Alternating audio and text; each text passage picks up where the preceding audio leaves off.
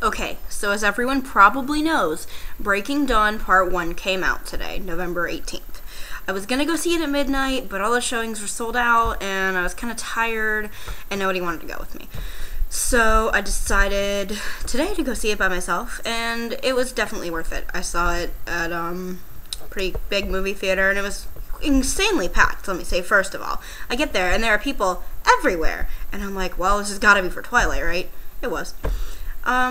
So I've read the books, and I read part of Breaking Dawn the other day just as a refresher, and I was glad I did. Let me say, it's a bit different than the book. Nothing is changed. They haven't changed any facts, but they left a few things out, like the fact that Edward got her a new car, and that was the before car, and when they got married, there would be an after car. No big deal. That's the little thing. It's kind of like when they left out the whole Hermione's rights for elves thing from all the Harry Potter movies. It's not super important, but just kind of interesting. Although elf rights are more important than a car. First of all, the wedding was beautiful, and I think that the cinematography in this movie was absolutely fantastic.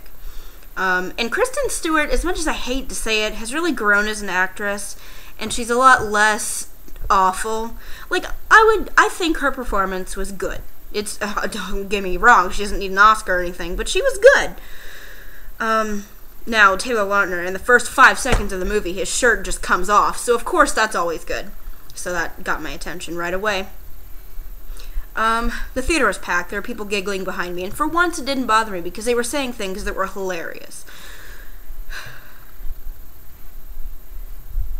Now, I bought the soundtrack to Twilight because I love the music in it, but I didn't buy New Moon or Eclipse. I don't know why. I just didn't. I probably should. But when I was watching the movie and the wedding came and what's the name of this? Flightless Bird American Mouth by Iron and Wine. That was my favorite song from the first movie, and I thought it was great and beautiful and fantastic that they played it during the wedding. And it's on the soundtrack as wedding version now. You should go buy this, by the way. It's like $11.88 at Walmart, or you can buy it on iTunes. I just like to buy these soundtracks in hard copy because I like to have this. You should go buy it. It's got 15 tracks on it. I also like... I'm sorry, my camera keeps focusing. I also like the fact that they use Bella's Lullaby in there. If you listen closely and you're a nerd like I am, you can hear it and you're like, oh, okay, that's cool. They reused that. And it's very beautifully done. As far as the rest of the music choices, I was pleased. It was very nice. But it still can't beat my favorite scene from Twilight, the first one, which is when they play baseball during Supermassive Black Hole by Muse. That's just because I love that song. Well, it's probably because of Twilight, because it's a great scene. Other than that, I just think the movie was great, and I kind of predicted the ending, not because, I mean, obviously, yes, I've read the book, but you can't tell where they're going to split a movie, and you can't tell exactly how they're going to end it, but I got it, so spoiler alert. I was like, I bet you it's going to end, and she's going to open her eyes, and I was like, I was right, because the movie ends, pans straight into her eyes, and she opens them, and they're red, because she's, a vampire. Now, what I was confused about is, even though I've read the book, and I know what happens, and I know she lives, I was still very surprised because she didn't live right away, and I think that was a very good decision for them to do. Maybe it was in the book, but I don't remember that. But it was just fantastic, and the way that they make her turn into a vampire is beautiful. Like the way the color flows into her hair, and her cheeks fill out and everything. It was just really, really good. So I would give this movie 4 out of 5 stars, but I'm not a film critic. So this is really just somebody's opinion that they're posting on the internet.